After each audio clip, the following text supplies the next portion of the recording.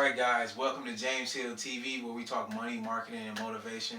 I got one of my business mentors, somebody who helped me transition from what I was doing, struggling in my business. A lot of you guys know my first business failed, and I started reaching out to people who I saw being successful in business and growing their investment portfolios and everything. So today we have Terrell White, one of my mentors. We're going to talk about Section 8 housing, real estate, rehabbing real estate, getting into real estate without financing, the whole nine. So you guys want to stick around for all of those. And Terrell, I really appreciate you for spending your time coming here, sitting down with me to do the podcast. I really appreciate it. Thank you for having me, man. I think it's awesome what you're doing. Anytime you can start your own business, get out there and be your own boss and make a way for yourself, man. So bless you and all that you do. And thank you for having me. Thank you for having me.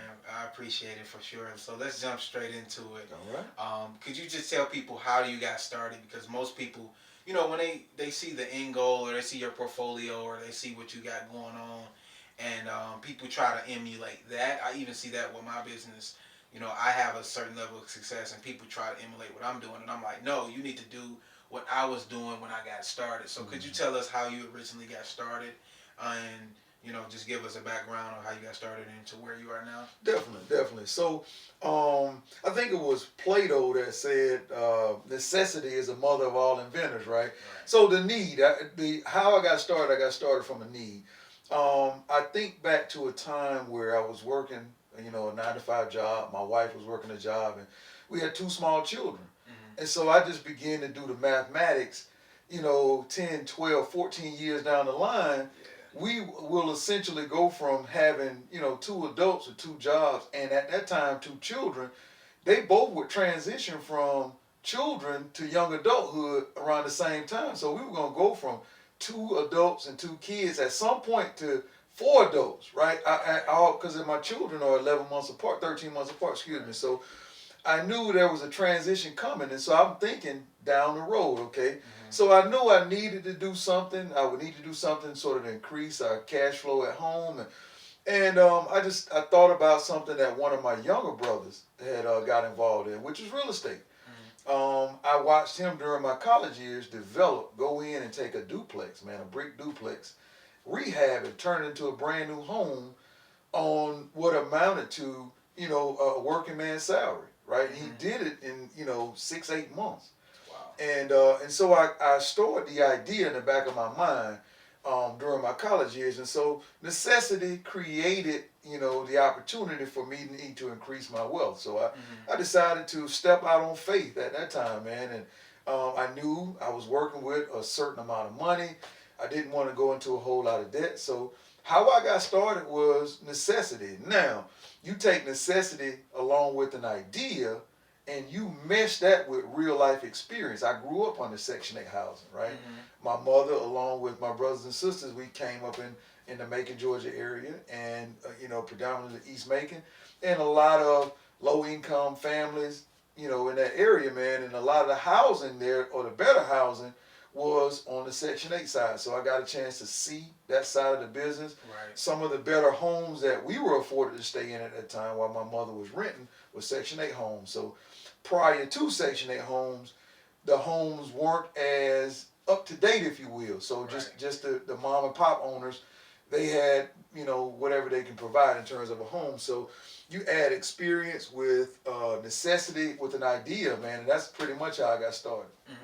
And one thing I really appreciate about you is you are relatable to a lot of people, because most people think, okay, if I'm going to do an investment, if I'm going to start this real estate portfolio, I have to quit my job and figure it out. Yeah. Right? And because you had a family and kids and real life things that you had to take care of, you couldn't take that route, and you took the route of building it, you know, on your 6 to 10, if you want, if you sort of say, because a lot of times we think we don't have enough time, and the only way I'm gonna be able to invest and build wealth or do whatever to create additional income for myself is by leaving my job and leaving my 9-to-5. And because I have this big platform, I talk about entrepreneurship, business ownership, and a lot of people get that misconstrued because they think I'm anti-job or anti-corporate America. Right. A lot of the things I learned from people like yourself, and I learned from the corporate environment. I worked at a real estate mortgage firm.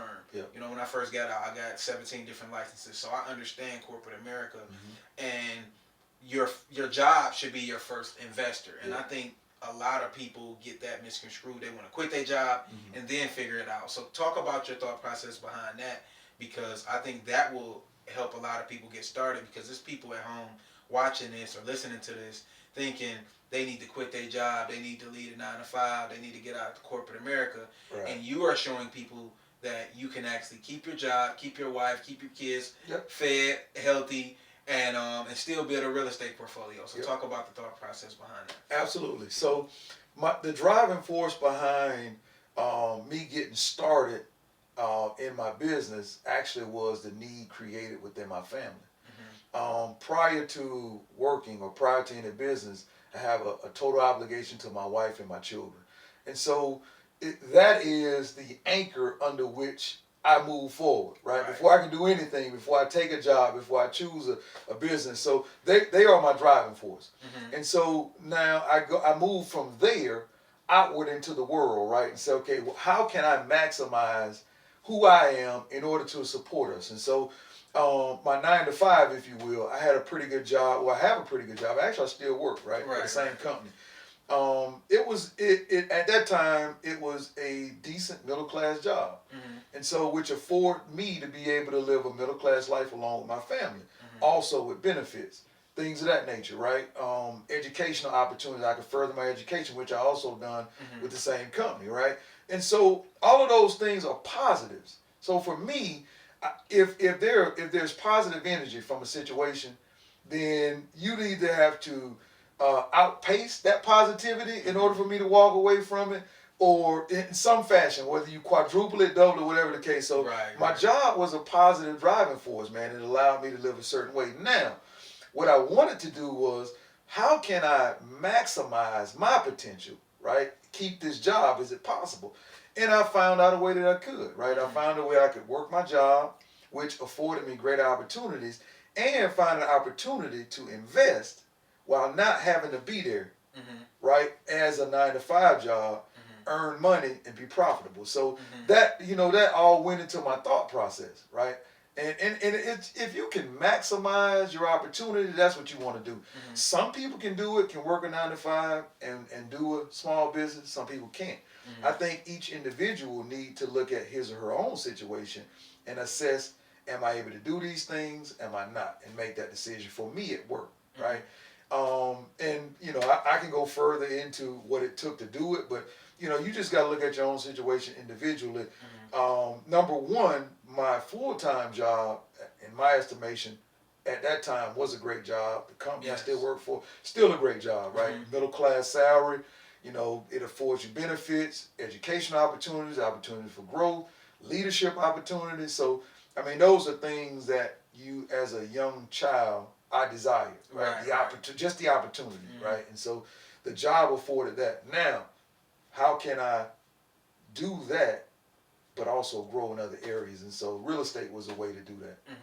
And I think what's critical is the new economy allows you to do several different things at once. So, I'm young, I'm 26, so obviously I wasn't in the 80s and the 90s, but just based off of all the information that I know and the technology advances of the 2000s, a lot of these things weren't capable. You couldn't do and build businesses and work a 9 to 5. Well, you could, but it was a lot harder. The barrier to entry, the information, the research and development, everything you needed to do, connecting with the right people, was a lot harder if they wasn't locally in your area.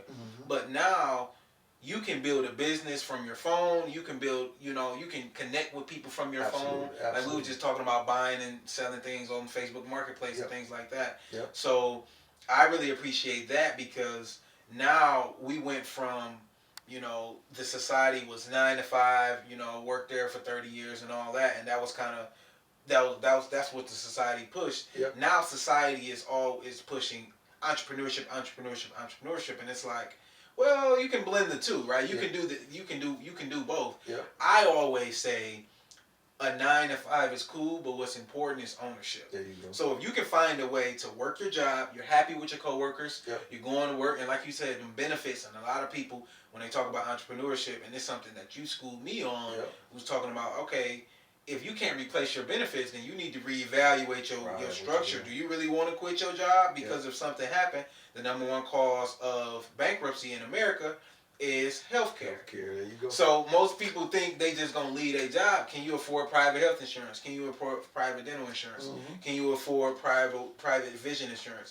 And I'm speaking from like my perspective as a young black man, single, meaning I'm not married, right? I don't really have that many obligations. So everybody isn't in an ideal situation to do that. So when you have a family and all of that, and you have people counting on you, this is very innovative to think outside the box and say, how can I build wealth and generate income while I'm at my job? So now we got multiple things going on. So I might own some real estate, I got my job, and I might be in the stock market with my 401k. So could you talk about that? So we got the job, we got the idea, and you mentioned that you didn't act on it at first.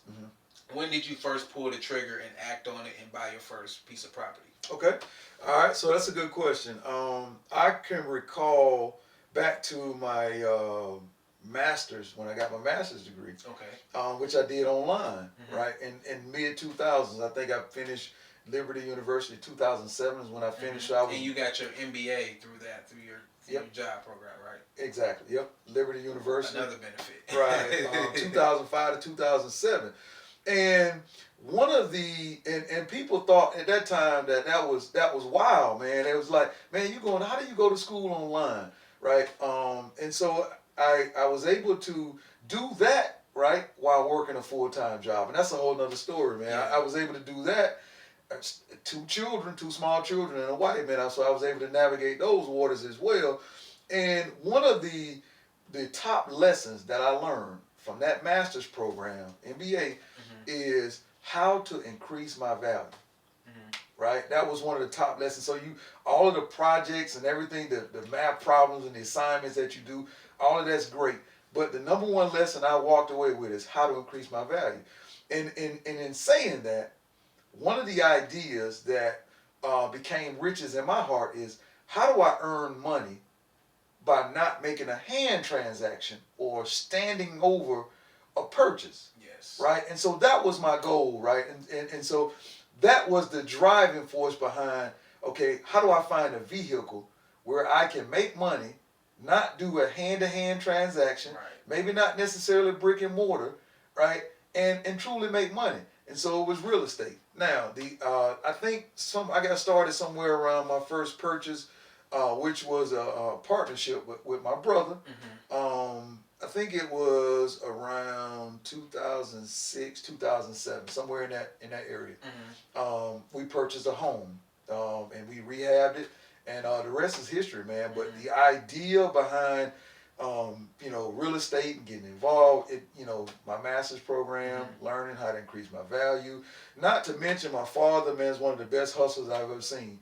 Yeah, I mean, he taught me hustling from his days of working at the ball games and races and things of that nature. So I just kind of picked up things from a little bit here, a little bit there from my father, my brother, some of my mentors as I was growing up. And so you pick up things from people, and you file them, you put them in your bank, and you use them when necessary. So, So when you buying properties, are you buying properties from individuals? Are you buying properties from the land bank, from the government, or are you buying like short sales? Like, how are you actually going about buying these properties? And I ask because I used to be a mortgage banker, so there are several ways to acquire a property.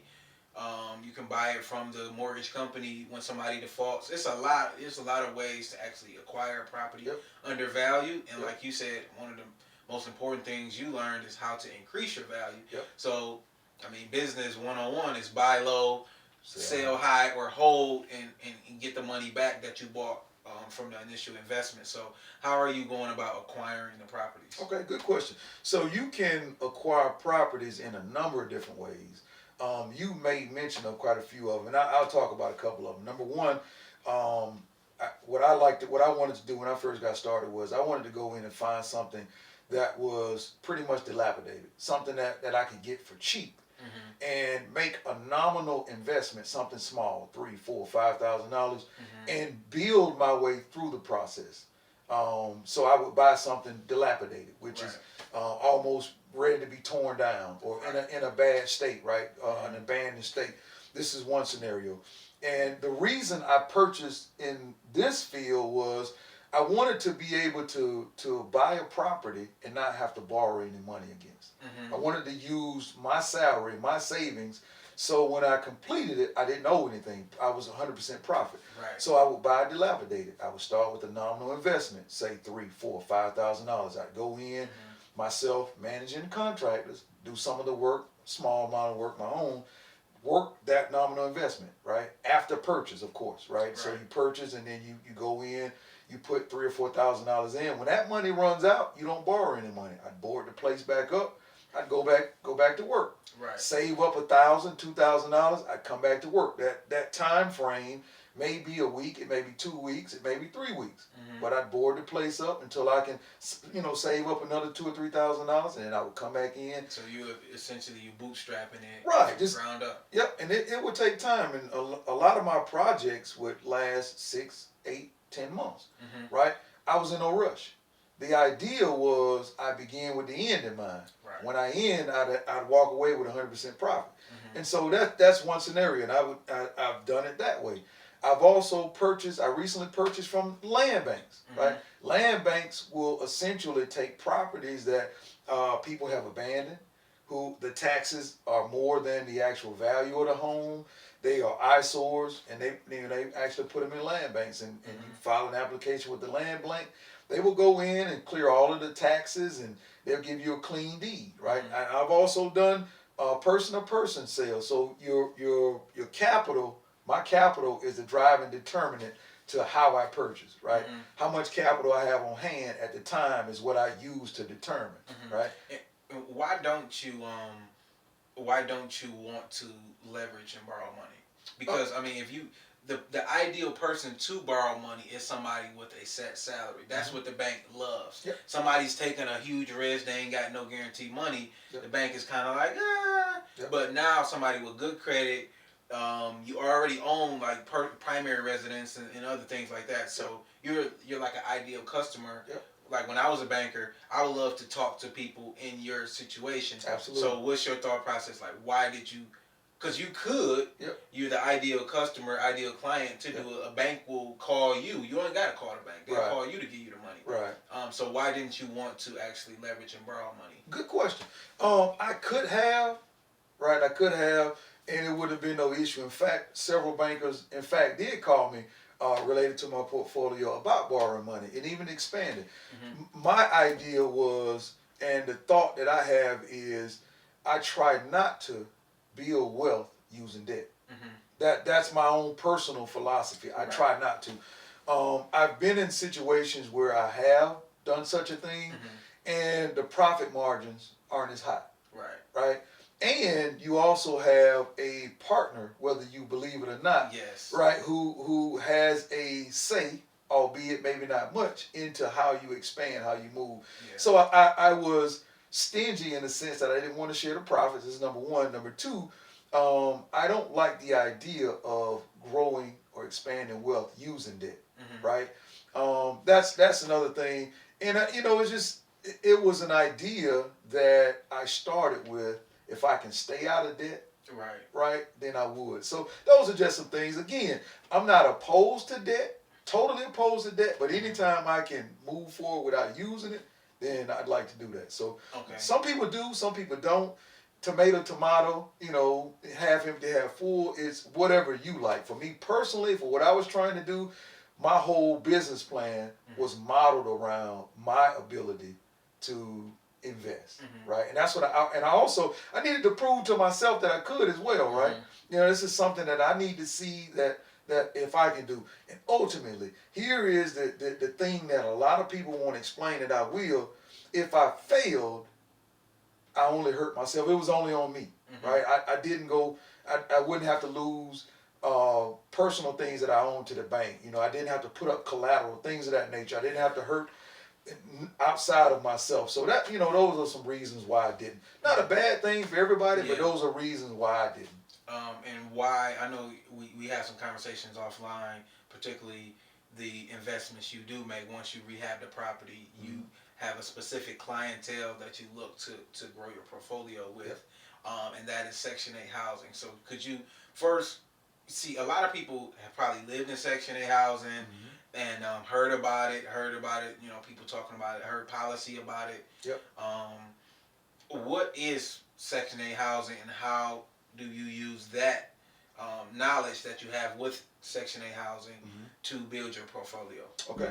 All right. So great. Section 8 is a program for low-income families. Right. What they do is they are a government-funded program. They will work with local landlords to secure viable housing for families. So they essentially will fund the rent for low-income families who are unable to pay mortgages or pay their own rent. Now, what they do is they liaison between owners or landlords and these low-income families. And what they do, they go in and they take a fair look. They make sure homes are up to standard for these low-income families. Typically, a low-income family, they're unaware of the intricacies of owning a home, the safeties of a home. So they act as a liaison for these low-income families. Right, so you're not like taking advantage of them. Right. Make sure they're living in a safe environment. Right, so they make the landlords standardize the home, meaning you have to have, safe running water. You got to be up to a certain standard. Your HVAC and everything has to be on point. You can't have holes in the wall, missing windows and things of that nature. So you got to pass an annual inspection. So they liaison between landlords and low-income families, which is a great program, and they pay market prices for homes. So they're not lowballing you as well. So you're looking at getting market pricing for your product. So to me, that's attractive. And depending upon the tenant's income, right, whether it's no income from, moderate income, they have a sliding scale for how much they'll pay. Right. Typically for me, this is me, I am attracted to, or I like tenants where Section 8 pay 100% of their rent. Right, that's my wheelhouse. That's the cheap customer that I like to go after. Now, I'm not opposed to a tenant who may have a job and Section 8 may pay 80% of their rent. Right, I'm not opposed to that. But typically, if I have my preference, I prefer tenants who Section 8 will pay 100% of their rent. Now, why? There's no money at risk. Right, there's $0 at risk. You're right. As long as you can provide a viable place to stay, Section 8 will send you a check every month. Right, so you're looking at guaranteed money, right, over the life of a contract, which is typically 12 months. Right, so that is how I got started in it. Again, I referenced that I grew up under Section 8. Prior to living in Section 8 homes, my mother lived and she rented some places that weren't Section 8. Needless to say, the quality, there was a difference in quality in the homes that weren't Section 8 and those that were. So even as a young kid, right, I was able to see the difference in quality in those homes. Right, and so I said, wow, I noticed a difference when we were non-Section 8. The homes we stayed in didn't have central heating and air. They were run down. They typically were smaller. And that's because that government is not coming in to be a liaison. So the standard of living isn't there. Even if it is some things that are under standard, no one is coming in to check on that. And if you're a low-income family, you just need a house. You don't know, so you're just going to go in and pay the rent for whatever. And it's survival, right? So you survive it, and if you've never owned, then you don't know. You don't know what is. I would say you won't call it humane, but what's germane, if you will, to live in a decent, comfortable life, man. And there was a difference, and so I filed that in the back of my mind as well. So you go back to opportunity, right, to necessity, and an idea that created a powerful mix, man. And so real estate and Section 8 was the vehicle under which I could run a business, a small business, make money, and not have to make a hand-to-hand transaction. And then, so if the contracts are a year, so let's say somebody stay in there a year, how easy is it to just renegotiate that contract? Are you calling the government and saying, hey, or is the tenant calling the government? So how does that work with the Section 8? I believe they get like a voucher or something like that. So how does that even work? Correct. Okay, so you're right. So every tenant has a voucher, right? Which they have. The Section 8 has a sliding scale based on that tenant's total situation, number of children, job situation, whether they get child support, alimony, what have you. So they take their full situation, economic, or let's say SES, Right. because the children are involved as well, and they give them a approved voucher amount, right? And they also approve the size of homes, right? You can get a 2-bedroom or a 3-bedroom, right? So that's under a voucher program. Now, every tenant has to go through an annual recertification, which means the Section 8 will look at that tenant situation annually, right? Because you might have another child within a given year. A child may grow 18 years old and may expand out of the program. So they go through an annual recertification from a tenant perspective, right? Now, so that can change for the tenant. There's also another side of this deal where landlords can say, well, inflation went up, or the market goes up, and you can apply for rental, assistance to go up. So you can do that as well. And you can do that annual as well. You have a deadline to do it. You go in and you fill the paperwork out. You write out your case, and you submit your case. In some instances it get approved, in some instances not. Now, that's all market driven, right? And so if you're a wise landlord, you're watching the market, and you'll know your likelihood of getting approved or not. So the market can change on either the tenant's behalf or the landlord's behalf, depending upon the situation. Yeah. And what's the biggest difference between the tenants that you're looking to work with in terms of, because I look at the tenant and your customer as the government, the Section 8, who's providing the voucher and providing the income, and also the family that is staying in there. So, a lot of people may watch this and say, okay, why not just, if it's based on market value. So if it's based on market value, and the government is only going to give you market value, you can go to a regular family that probably don't qualify for Section 8 and get a few more dollars, right? So you can charge them whatever. So let's say you charging, and just using round numbers, let's say you charging the government $1,000 a month, you can probably go get 200 more, 1,200, 1,250 from a non-Section 8 tenant. So what's your thought process on that? Because I'm pretty sure you've done a few different flips, rehab, so you know the market and you study in the market. So you may be able to squeeze a few more dollars with a different clientele, but you choose not to do so. So what's your thought process? Absolutely. That is a great scenario. In my scenario, my explanation of that is this. The one thing that Section 8 tenants can provide that the working family can't is that under the Section 8 circumstances that money is guaranteed. There is no my dog died, or the dog ate my kid's homework, right? This is a governmental program that you are under contract, they're going to pay you. Now, the working family, the likelihood of them losing their job is probably little to none. It's probably small, but the big difference is the guaranteed money, right? And so the risk, right, is smaller when you deal with a Section 8 tenant, i.e., remember I brought you back to that example where I like the tenant where the government pays 100% of his or her rent, right? So my investment is 100% secure. Whereas the working tenant, you don't know, man, this working guy who has a wife and 2 kids around Christmas time, how well do he use his money, right? Will he overspend at Christmas time? The kid's birthday, will the rent be late? I'm not saying that it will, I'm just only giving an example. So the key thing for me was the guaranteed investment, right? And to an investor, there's no greater investment than a guaranteed investment, or at least to me anyway. So that is the I would say the umbrella reason why I choose a Section 8 route versus not. And here's one other thing.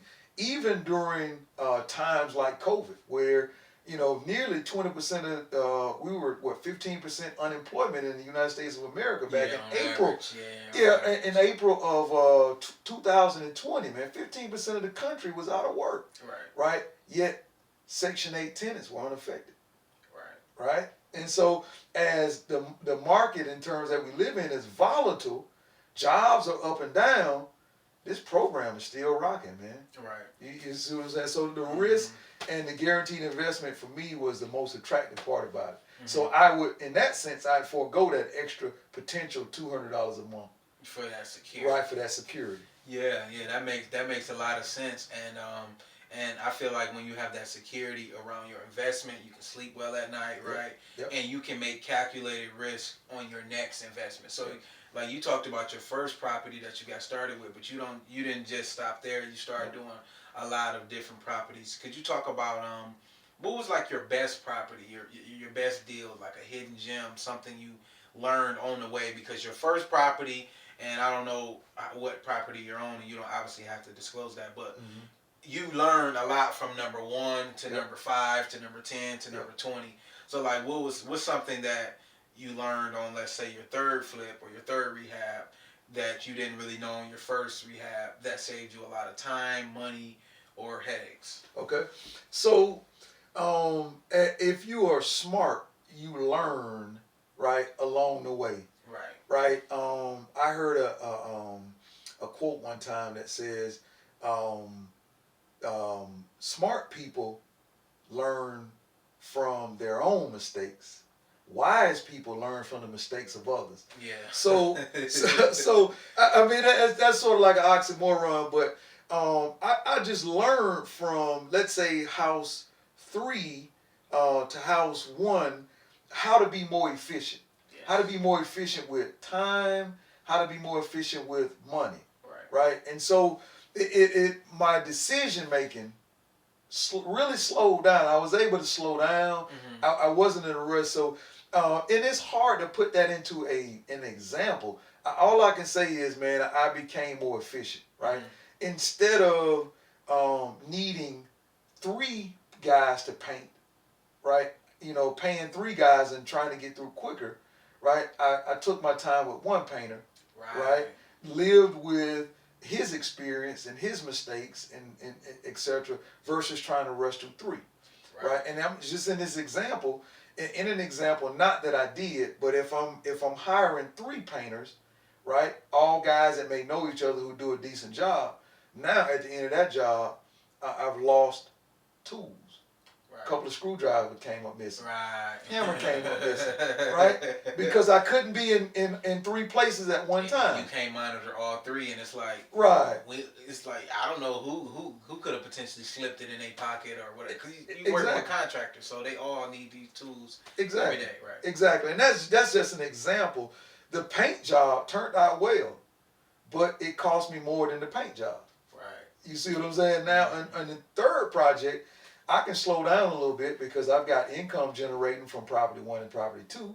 Don't have to be in a rush to flip the money because the money's growing. Now I can take my time, and not only can I hire 1 painter, but now I'm able to get in and talk to the painter, the 1 painter, learn a thing or 2 about his profession, right? Make suggestions, and then take his profession back home with me in my own home. So not only I'm paying him to paint my property, but I'm also paying him for the knowledge, his profession. So that is a you get a bird's eye view of how I got better. I became more efficient, right? And that's just one area. There are monetary. You can apply the money behind it as well. Yeah, and I think another thing that a lot of people, like when I told people I was doing a podcast and it's the topic we were talking about, one guy DM'd me and was like, so one problem he had was just like efficiency. So I was watching a podcast and a guy talked about the way he became very efficient in his rehabs was he used to have kind of a set template, and he knew what products that he should buy and spend money on, and what products he didn't have to buy. Okay. And I think a lot of people get caught up in when they doing a rehab or flip or whatever, no matter if it's Section 8 or just renting out to anybody, they think about, I want to live here, so I need to upgrade ceiling tiles. I need to upgrade the sink. I need the doorknobs to be gold and the doorknobs to match everything. Absolutely. And when you're doing an investment, that adds up. So if you got to replace, let's just say all the doorknobs, right? And you go buy the most expensive doorknob because you're trying to make money. you trying to think about when you live in there, that times 15 or 16, 20 doorknobs, you didn't cut $1,000 out of your profits. And that's just one doorknob. So now when we go back into the kitchen, we go into the living room, dining room, bedrooms, you probably done took $5,000 or $6,000 just trying to furnish it as you would like it, and not somebody who's renting it. Because I'm a young guy, single with no kids, so I'm coming in looking like, wow, this is a great space to live in. You coming in, you know, and you got a wife and kids, you might want a little more upscale place to stay. But I might be an ideal tenant for you. Yeah. You know, that might not be the ideal house that you want to raise your family in, but it's an ideal tenant for me to just live, go to college, you know, start my job, start my business from. So I think that's a big problem that a lot of people, it was a common question that a lot of people kept asking me. So do you look into that? Like what areas, and you probably don't have to give away your secret sauce or whatever, but what areas do you think that could be, that you got to go hard and upgrade on? And what areas can you not lowball or be cheap, but you don't have to necessarily break the bank for, because it's not adding that much value to the tenants, but it's still getting the job done to the standards of the government or the tenants that you're looking for? Good question. Good question. So, dating back to my master's degree, right, MBA from Liberty. Again, the top lesson that I learned is how to increase my value. Right. And so I take it back to that. I would source it back to my faith, man. I'm a great man of God. I love, you know, just being in that state where I can totally praise and uplift God. And one of the things that God put in my heart is to manage resources.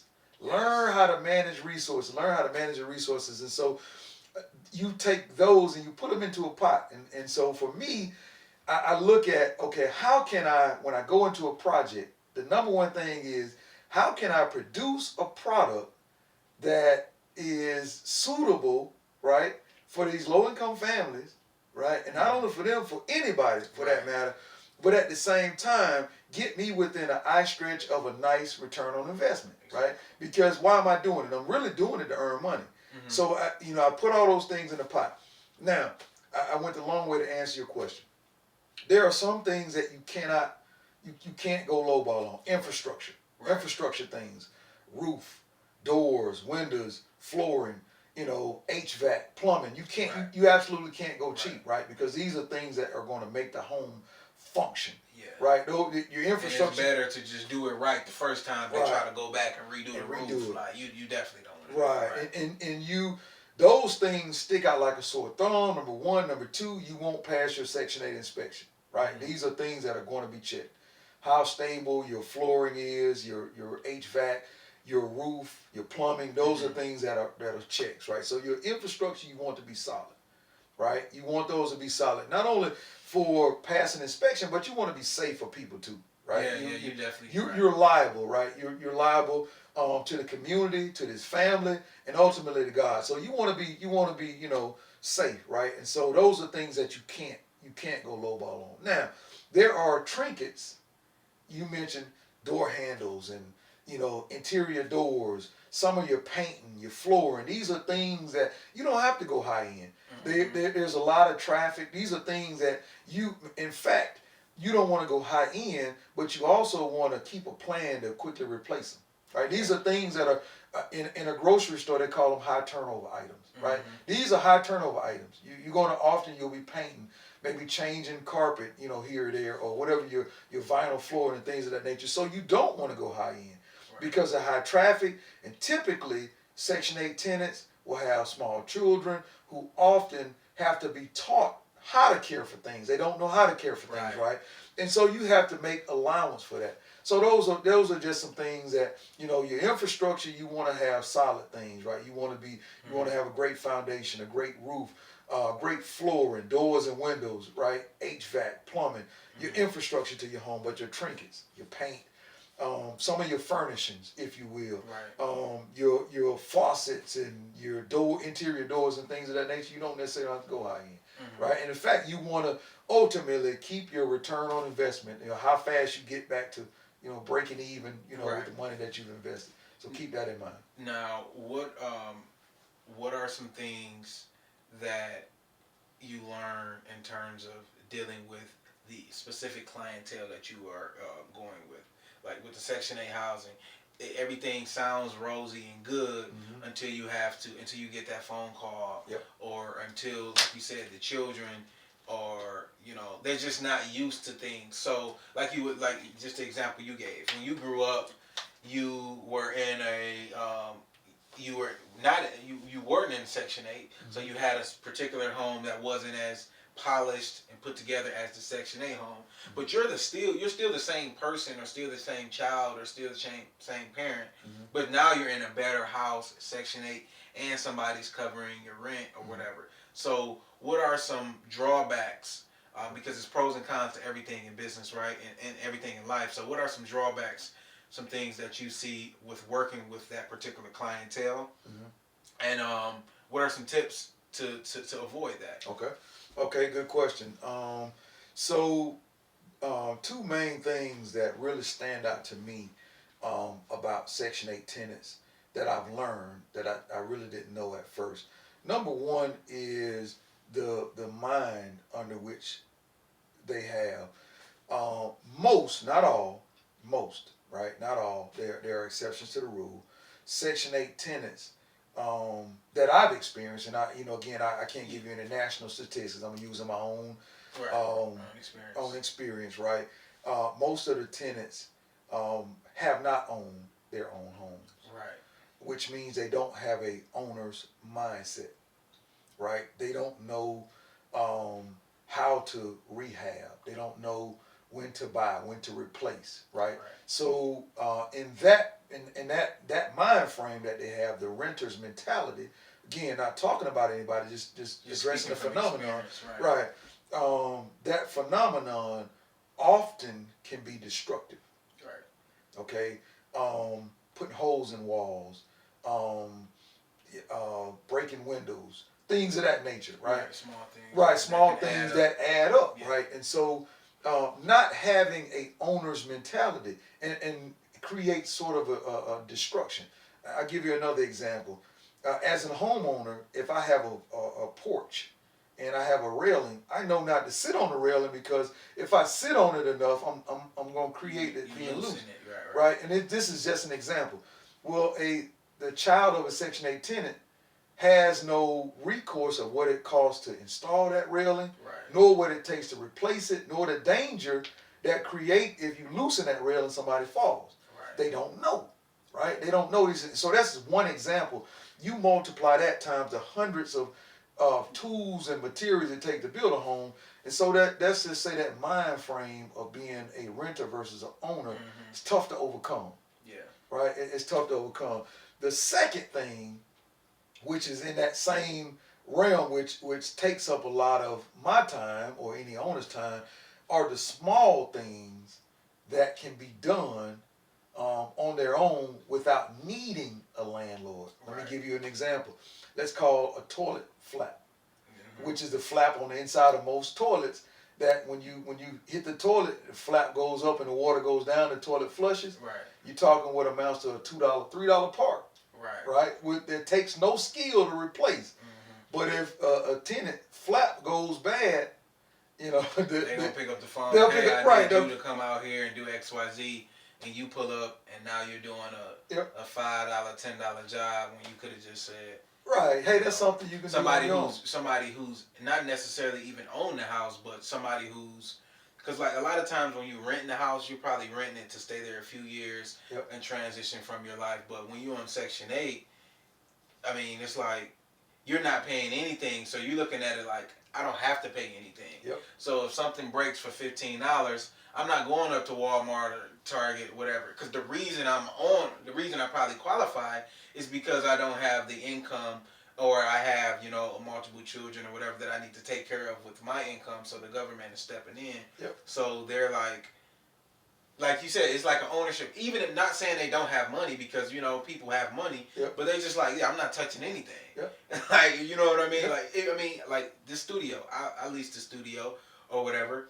Uh-huh. So if something happens here, I look at it like, this is my home. I'm gonna be here. I'm building my company here. Right. So if something happens, couple $100 or whatever, my first thought process is, I have people coming in here. I have my team members in here working. Yep. I gotta fix it. I gotta get it done. Yep. But if somebody else was footing the bill, yep, I'd be like, bruh, it's $30. I'm not spending my $30 on there. I'm calling my landlord. I'm calling somebody else. So now they're blowing your phone up. Yep. And now, the $1,000 investment then turned into you managing the property day in and day out. Yep. For a $10 mistake. So that's definitely so. When you first start out, you obviously managing everything because you got to learn. So have you evolved in your business model to get like property managers or things like that? Is that something you're forecasting to do, or you have tried out? I am. I'm forecasting. I've yet to transition to that. Mm-hmm. There's a lot of positives to that, but no, I haven't. It's something that I'm looking into. I really would like to, because the more properties you buy, you manage, you start to lose time, for freedom and being at home with your family. So no, I haven't, to answer your question, but I am looking into it. But I have picked up tricks along the way, right? I picked up some tips and tricks. Back to the example that we were talking about, where the two reasons where you talk about having a renter's mentality and an entitlement, right? The renters have an entitlement. So those two things. Now, what I've often learned is you can build in small things into your lease, right, to have tenants take care of problems under a certain dollar amount, right? Let's say under $100, you write that into your lease. Hey, I'm not going to come out and change a $5 flap on a toilet or things like that. But to answer your primary question, no, I've never used a property manager. I've talked to several, but I have investigated, and I think it's something I will in the future. It's something I will use in the future. Yeah, I mean, property management is good, especially at scale. Like when you get something that you just really can't manage, and then, like you said, you're building this portfolio or built this portfolio while you still have your job, and you're doing it to increase the wealth for you and your family. So you don't want to disown your family to try to build this up, and it's like, well, the whole purpose of building this is to make sure I have more time with my family, have more time with my kids, have something to pass to your kids, to inspire them. They may not get into real estate, but they're gonna know that their parents were owners. And like we talked about, 9 to 5 is cool. What's important is ownership. Somebody may forget you worked at XYZ company, but they're gonna remember, wow, I remember Dad owned this, my parents owned that. They owned this property. And there's just a different mentality with ownership, and that might spark them to say, I want to own my own business, or I want to own real estate. I want to get into commercial real estate. So I want to transition into what's the end goal, or what's the next level for you in terms of real estate? Do you want to continue to build out the portfolio of single family homes? Do you want to get into perhaps flipping these homes, like buying and doing it and selling it to get the quick profit? Do you want to get into commercial real estate when you can do like an entire apartment complex or strip? What's next for you in terms of real estate? Okay, all right. So and I love real estate. It's a great thing. For me, the next step is, what's the next best opportunity? Right? Opportunity to meet preparation, man. So I haven't carved out a niche to say, here's where I'm going to go next. What I am is open to the opportunity. Now, if you're asking me my preference, I like multi-dwelling, right? I recently did a multi-dwelling, man, a duplex, which I thought was awesome. Of course, it costs a little bit more to get it off the ground, but you're looking at double the profits as well. So I like multi-dwelling. How big? I'm not sure. I'm not sure how big, but I would say multi-dwelling. Commercial, I've kicked around. I'm still trying to understand the laws and the regulations around. They're definitely different than Right. residential. And so I can't really say that I have experience in commercial. So, but to answer your question, I'm looking for opportunity, right? I wanted to ask you about this because I remember I did some research on this and I brought it to you, and we had a back and forth about this. So mobile homes versus Section 8 housing. Okay. Right. So what's your thoughts on that? Because when we were talking about it, you made a lot of sense because I'm like, okay, you have a small amount of capital, so you can go buy a mobile home $5,000-$10,000. But a lot of things about mobile homes is, for one, you can't really get financing on it, so now you have to operate as the bank, and there's a lot of pros with that, and there's a lot of cons. And now you're working with it's people in mobile homes who probably have a lot of money, but our thought process is, and I may be wrong, but this is my thought process, is like lower income families or lower income individuals living in the mobile homes. And those might be the same customers that could stay in a Section 8 house. Very similar. So what's your thought process on mobile homes versus doing a Section 8? Because when we talked, I had never really thought about it. I never really looked. And when we had our conversation, I kind of kicked the tires and looked at it briefly, man. And I'm like this: if ownership is king, right. We know that ownership is king. If you're an owner, you got capital, right? You can do whatever you will with that capital. Whether you can rent it, you can sell it, you can mortgage it, you can borrow against it. So that's the first thing. Ownership is king. And so when you mentioned it to me, I said, man, that's different. I never looked at it. Yeah. And there are some pros, right, with trailer park that you don't get out of homes and vice versa. So I would say if it fits your capital plan, go for it. Yeah. The one interesting thing in the little bit of study that I looked at, it was, it's not looked at as the same as rental property or homes. Yeah. It's under a different entity, which I thought was different, man. Yeah.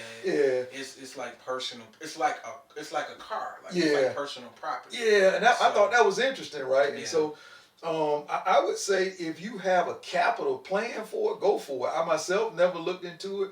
It was interesting when we talked about it, man. Yeah, it's like personal property. So like if you own real estate, and we don't have to get into this, but you get certain tax breaks, tax advantages, and things like that. That is owning a mobile home is the equivalent to like you owning a car. Yep. So because it's mobile, like it was made to be on the road and things like that. So it's different. You don't get the same real estate treatment. You can treat it as real estate in your mind and in your business plan, but on paper, in the government and tax, like your tax breaks and things like that. Even the royalties, I think, are different. How the rent is paid is different, man. Yeah, because with mobile homes, they are paying you, and they are paying the lot rent, which is somebody else they have to pay. So if your rent is for Section 8 is $1,000, for example, you're getting $1,000. But if the rent for the tenant on a mobile home is $1,000, they're paying $450 to the lot rent, and the other $550 or $650 or whatever that they have to pay to the lot rent, and then you get it in terms of rent. So it's pros and cons to it. I looked into it, and then I ultimately decided that, hey, I have to do a lot more investment in my personal business to grow that. So I didn't go down that route, but it was something interested.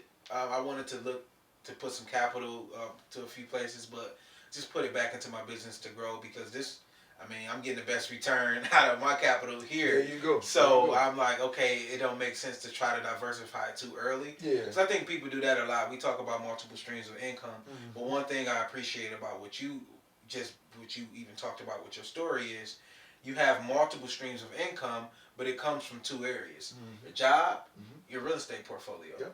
You didn't try to go, oh, nah, I made money in real estate, now I'm going to go try to flip cars. Now I'm going to go try to, open up a club.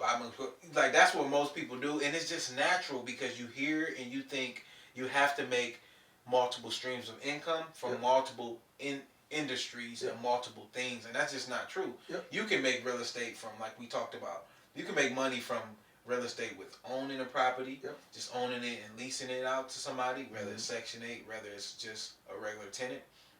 You can make money in real estate as a contractor, Yep. right? Contractors make money. They are part of the real estate transaction. Yep. You can wholesale. Big part. You can wholesale. You can what's that called? I forgot what. Was it retail, wholesale? Yeah, retail. You're right. Retail, wholesale. You can do a lot with real estate, Mm-hmm. right? So one thing I appreciate about you is like you stayed in your lane. Yep. And you expanded out. So now you might be comfortable to get into To do something else. To do something else, Right. but.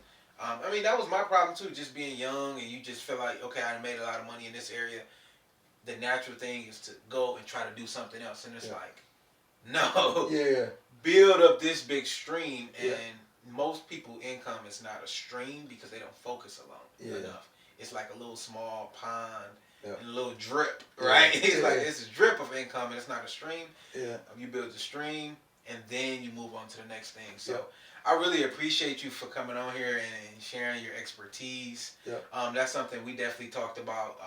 I want to get into real estate. I've always been interested in it. Yep. I've been a mortgage banker, so I know how the retail, real estate works with mortgages and buying houses and things like that. Yep. But I'm interested in the rehab and doing things and learning from you. So when the time is right, I would definitely park some money into that. Yeah. And we can partner on some deals and you can Absolutely. You can educate me on that and Absolutely. for sure. So I want to again thank you for coming on here, and I want to work with you on some just bringing this education to other people because people gonna watch this and I'm probably gonna get 100 DMs. So how do I get started? How do I do this? How do I do that? So if you definitely want to work on that in the future, because I know a lot of people are going to be interested. Yep.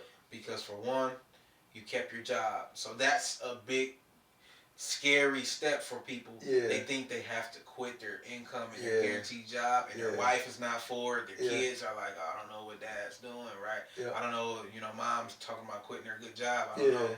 So I appreciate that, and you brought a new perspective to entrepreneurship because at the end of the day, you're still an owner. Yep. So you still own and you still have entrepreneurial activities, but you don't have to do it 24/7. You can make money from 7 different properties, 8 different properties.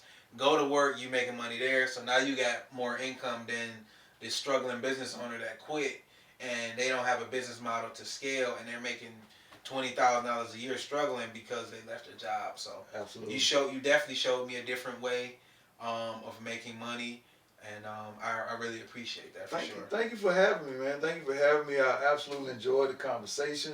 I think what you and your team are doing is wonderful, man.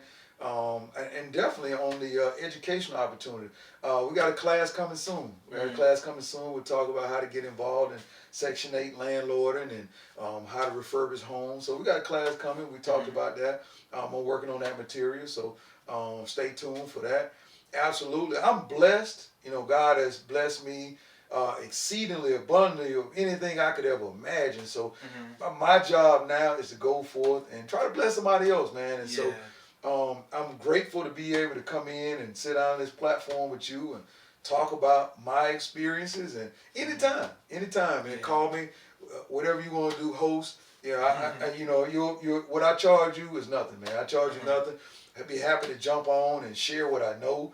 And along the way, I learn. So again, God has blessed me truly, tremendously. So I look forward to giving back, man, anytime. All right, and they always say, if you can find something that you love to do, you'll never work a day in your life. And so that's all I'm doing with the businesses, that my job and my businesses.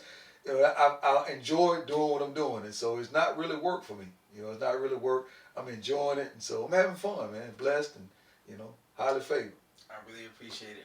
All right, guys, thank you for tuning in. Please like and subscribe if you're on YouTube. Share this out to someone you know who's interested in real estate, someone you know who's interested in building a portfolio without leaving their job, because we know entrepreneurship is key, business ownership is key, and just ownership in general is key. But you also have to have your first investor, which is your 9 to 5. So a lot of us don't come from trust funds. A lot of us don't have investors. So the first investor should be your job and should be the income that you make, because it's jobs out here. We all can go and get a job and start. So there's really no excuse now that you have the blueprint.